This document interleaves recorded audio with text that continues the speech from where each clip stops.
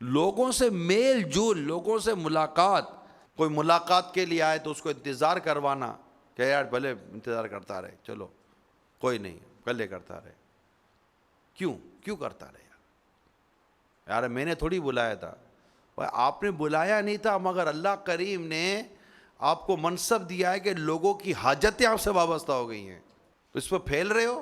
سیدنا امیر المومنین امیر معاویہ رضی اللہ تعالی عنہ نے باقاعدہ لوگوں کی حاجتیں پوری کرنے کے لیے شعبہ قائم فرمایا تھا، اور اہم کام اپنے ذمہ رکھے تھے کہ میں پورے کروں گا. ہر ایک کو نہیں دیا جاتا کام، تو جس کی بڑی ذمہ داریاں ہیں وہ اس کی دستیابی بھی بڑی ہونی چاہیے.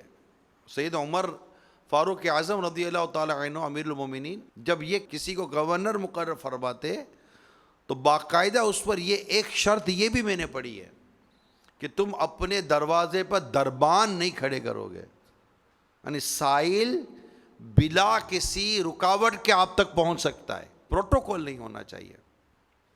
اگر میرا بھی پروٹوکول ہے تو نہیں ہونا چاہیے، آپ کا بھی ہے تو نہیں ہونا چاہیے. حفاظتی امور تو جان کا تحفظ کے لیے لوگ ہوتے ہیں. پروٹوکول تو ہٹو بچوں والا اور آؤ بھگت والا عموماً نظام ہوا کرتا ہے.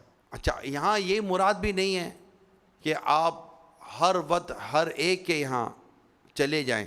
ظاہر ہے کہ سونا، جاگنا، کھانا پینا، اس طرح کی انسان کی انفرادی احتیاجیں ہوتی ہیں، ضرورتیں ہوتی ہیں جن کا ہر ایک کو لحاظ اور پاس ہونا چاہیے. اس کی اخلاقی جو بھی طور طریقے، جو مینرز ہوتے ہیں، اس کا انداز ہونا چاہیے کہ کسی کے یہاں جانا ہے تو ٹائم لے کر اطلاع دے کر بندہ جائے تاکہ اس کو بھی تکلیف نہ ہو. ہمیں اپنی عقل سے کسی کے بارے میں فیصلہ کرنے کے بجائے کہ نہیں اس پر لازم تھا، ہمیں یہ دیکھنا چاہیے کہ شریعت نے اس پر کیا لازم کیا ہے. کیونکہ دین جسے بریو ذمہ قرار دے دے نا تو کوئی اسے کسی قسم کی ذمہ داری قرار دے نہیں سکتا، اس پر الزام دے نہیں سکتا.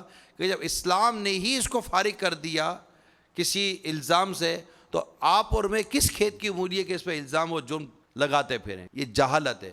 جہالت کیا ہے کہ اسلام و دین یعنی شریعت کسی کی گرفت نہیں کرتی نا، اس کی گرفت کرنا اس کام میں، یہ جہالت ہے. ہم سب کی عقلیں اسلام و دین اور شریعت کے اصولوں کی پابند ہیں.